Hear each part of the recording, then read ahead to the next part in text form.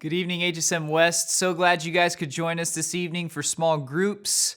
After this week, we've got only one small group left, and then our senior fiesta on May 26th. So soak up these last moments you've got with your people and take heart as you finish out the school year.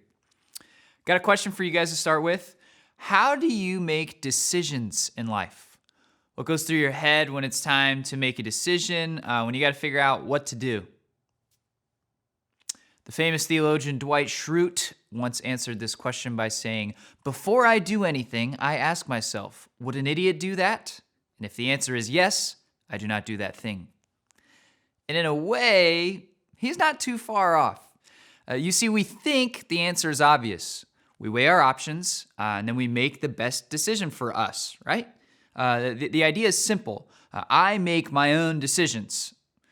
But it's not always that easy. It's a little more nuanced than that. In the 1950s, psychologist Solomon Asch conducted one of the most famous experiments, actually. It's called the conformity experiment, where he attempted to analyze the power of influence on our decision-making process. And so in this experiment, Dr. Asch, he took 8 people, he put them all in a room together, and he put 2 cards in front of them. You can see them on the screen right here. And what he did is he went around the room and he asked each participant to say out loud which line on the second card matches the length of the line on the first card. Now, as you and I both know, line C is obviously the same length as the one on the first card, and the other 2 lines are clearly longer and shorter. But here's the catch. The first 7 people in the room were all actors. They were all planted. And Dr. Asch had them conspire to all unanimously give the wrong answer. And so the test was actually designed to see what the 8th trial person would do. So when the first 7 people in the room all gave the wrong answer and said it was line B, how many of the trial patients do you think chose to go along with the crowd? 75% of the people gave the wrong answer. Can you guys believe that? You think you're free from influence? Think again. 75% of the people gave a wrong answer simply because they wanted to conform to the situation around them so they could fit in and not be seen as the odd person out. This is a real tension. It's a real struggle that we face every day. Nobody is free from influence. And I want to be clear that being susceptible to influence isn't necessarily a good or a bad thing. It can be a good thing. It can be a bad thing. But at the end of the day, it's a real thing. God understands that you and I are under the constant influence of our friends, our culture, our social circles, our inputs. And he knows that finding a way to navigate those influences is difficult. And so throughout the series, we're unpacking some of the struggle within that tension and giving you guys some biblical principles to handle it with. Now, a couple weeks ago, we started by talking about how God should be the primary influence in our lives, a spiritual influence, and that we should strive to be transformed rather than conformed. Last week, we talked about the influence of friends, or what we might call social influence. And this week, I want to take a minute to talk about some external, or what we might call environmental influences. And by the end of our time today, I hope that you guys can come to see that what you feed yourself directly influences who you become, and most importantly, that God wants you to focus on things that glorify Him. So, what are environmental influences? Great question. So 3 of the top 5 influencing factors on teenagers today are celebrities, technology, and social media. And all of these things would fall into the category of what we would call environmental influence.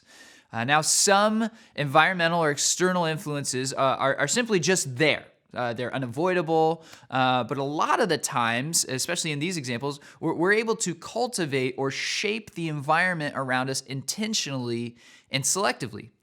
You can choose the kind of celebrities that you pay attention to. You can choose the music that you listen to. You can choose the shows you watch, the social media accounts you follow, the YouTube videos that you binge, the websites that you access, the news reports you listen to. These are all things that you can actively select, but they oftentimes have an invisible type of influence on us, something that we can't really see or sense in all moments.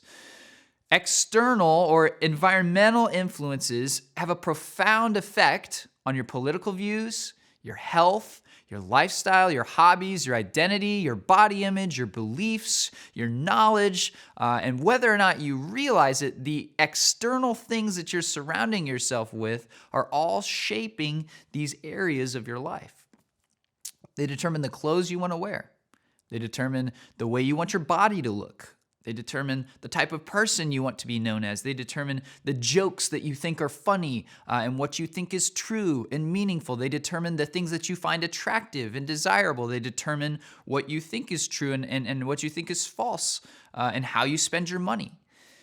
Now, in all of these areas, with all of these issues, our tendency is to allow ourselves to be influenced primarily by the norm of the world around us. Remember, 75% of people in the experiment chose conformity. And as we've said before, the tension is that we want to fit in. And so more often than not, we don't stop to think about what we're allowing to influence us. We mostly allow things to influence us because it's fun, because it's convenient, or it's what everyone else is doing. And now, as we look through some of these different scriptures today, I want to challenge you to take some intentional time to think through the vast array of invisible influences that you have in your life.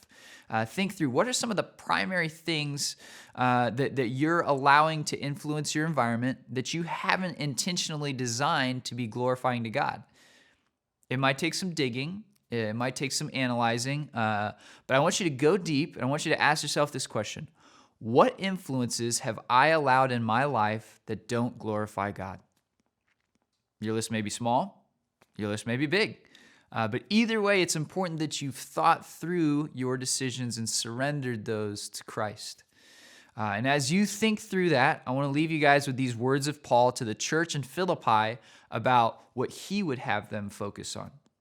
It says this, "Finally, brothers, whatever is true, whatever is honorable, whatever is just, whatever is pure, whatever is lovely, whatever is commendable, if there's any excellence, if there's anything worthy of praise, think about these things.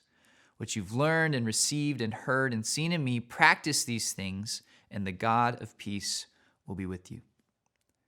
Take some time, think about your influences, and as you walk through these scriptures, remember, God wants you to focus on things that glorify Him. I'm praying for you all in your small groups, and I'll see you next week.